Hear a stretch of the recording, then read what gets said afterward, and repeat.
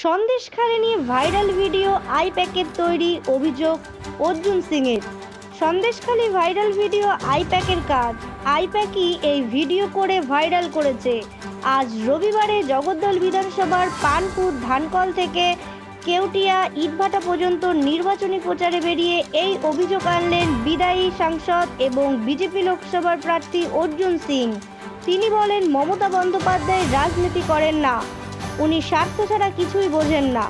কিছু বিষয় নেই, আইপ্যাককে দিয়ে এইসব করানো হয়। আপনারা জানেন আইপ্যাককে দিয়ে লাস্টে 2021-এ ইলেকশন কমিশনেও লোক ঢুকিয়ে রাখা হয়েছিল। তো আইপ্যাককে দিয়ে এইসব করাতে বিভ্রান্ত ছড়াবার জন্য পুরোটাই ফেক আছে।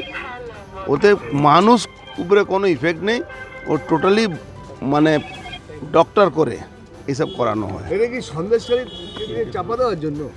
হ্যাঁ, আর কি আছে, সন্দেশখালী আন্দোলনকে চাপা দেওয়ার জন্য এইসব করা হচ্ছে।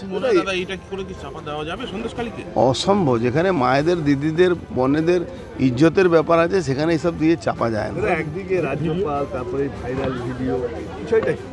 মমতা ব্যানার্জি বাংলার মায়েদের, বোনদের মানে সম্মানটাকে কলুষিত করছেন এইসব করিয়ে করিয়ে। মমতা ব্যানার্জি রাজনীতি করেন না। মমতা ব্যানার্জি নিজের ক্ষমতায় থাকার জন্যে মানে বাংলার যত ক্ষতি করার আছে উনি করবেন।